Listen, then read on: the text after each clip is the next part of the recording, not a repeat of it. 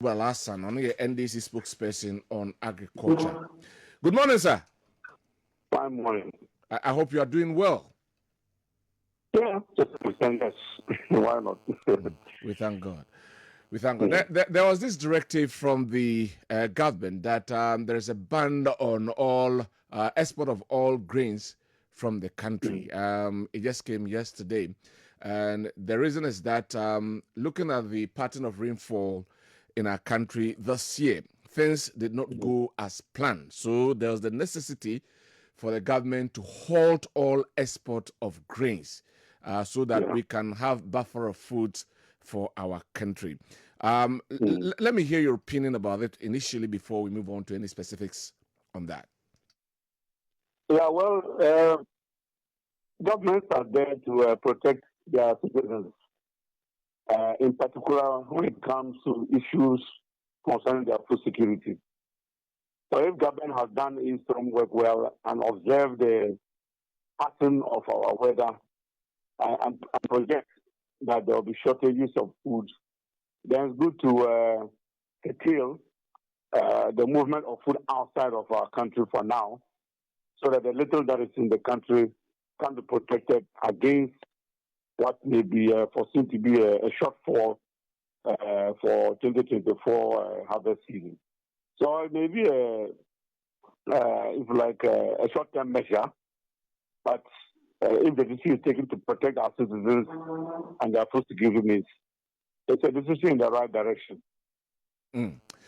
Saying it this way, people may be of the opinion that this could have been averted because they could have read into the situation and what could have happened, then planned towards it. But should we wait till this time for the government to come to bring out this directive, which has raised some concerns among some peasant farmers?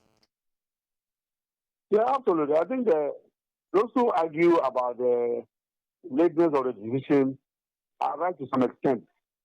So if my memory serves me right, it was on the 60th day of no rain, in particular northern region, which is one of our grain centers for the country, that the government came out with the policy.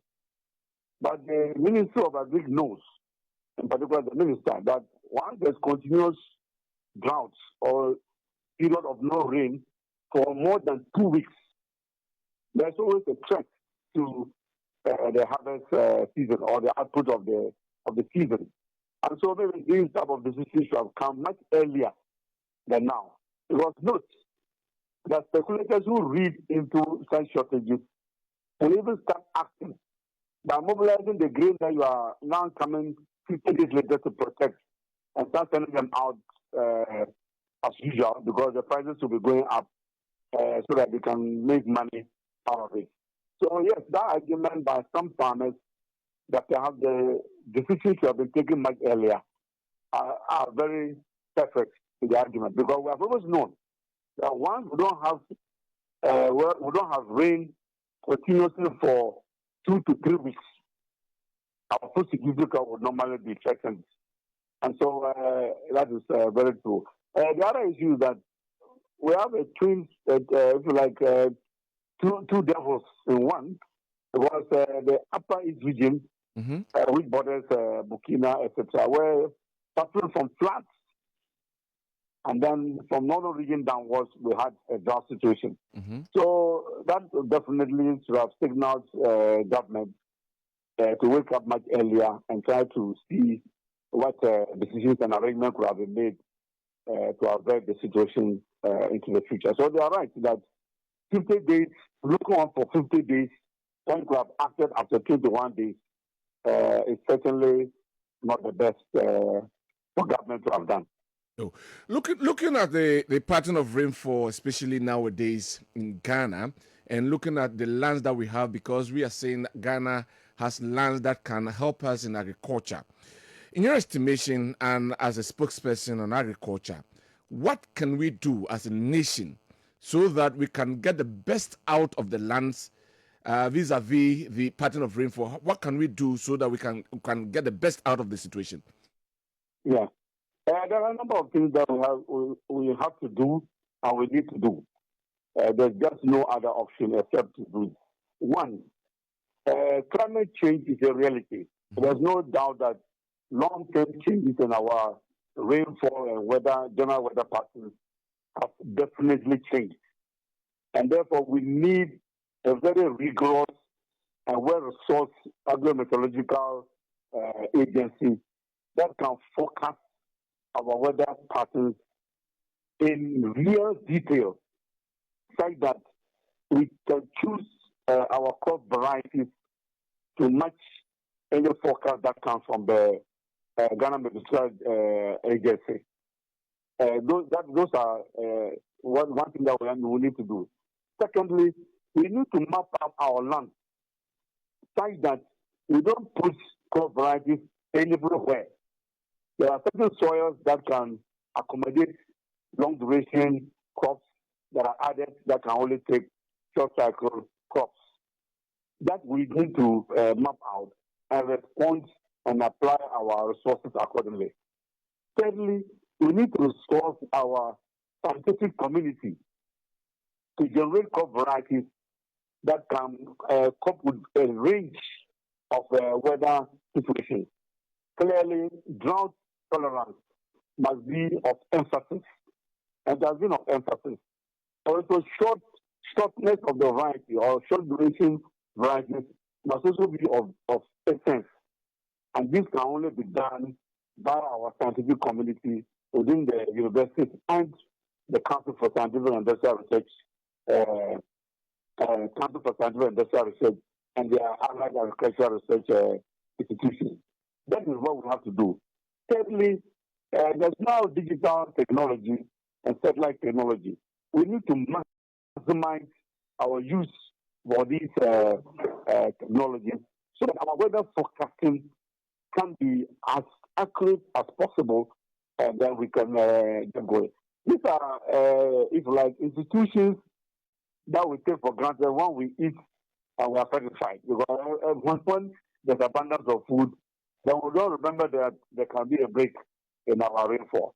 And Ghana's agriculture will continue to remain vulnerable if we continue to rely only on seasonal weather to grow our crops, particularly our food security and short cycle crops. And therefore, the last point I want to make is that we need to grow the irrigation agriculture dimension of our agriculture system in Ghana.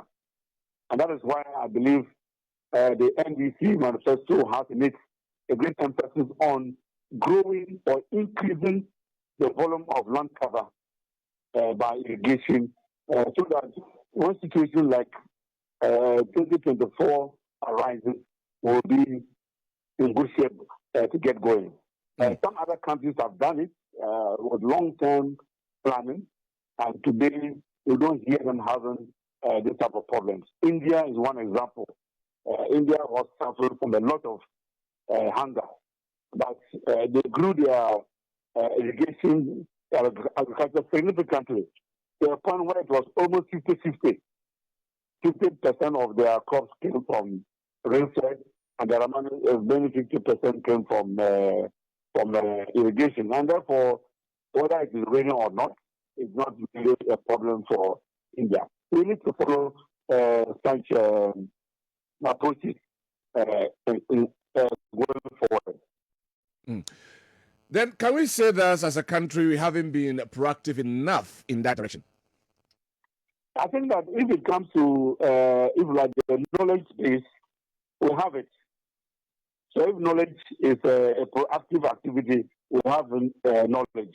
We also have the expertise to do so. I feel where we are falling a little bit short, and in fact I won't say a little bit short, falling short, is listening to the expertise and applying our resources based on what our experts advise us to do.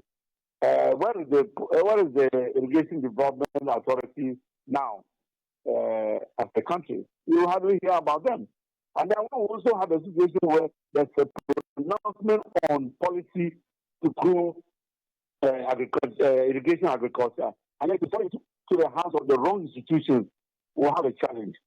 Remember that a couple of years ago, when the sitting incumbent government launched the one district, one village, one dam. It's like program to serve the people of northern Ghana.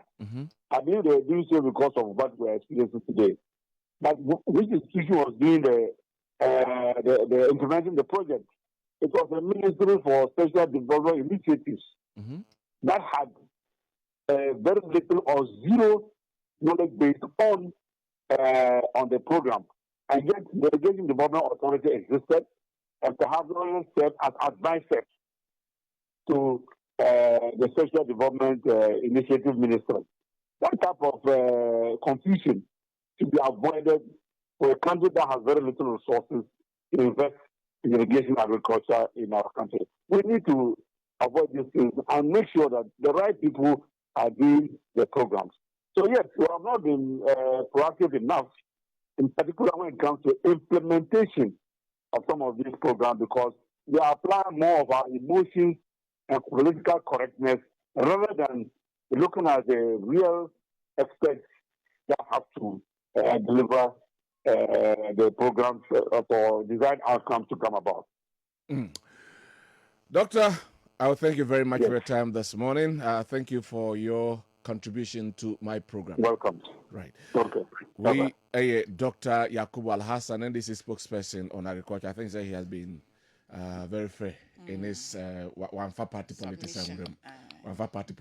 I like the way he went.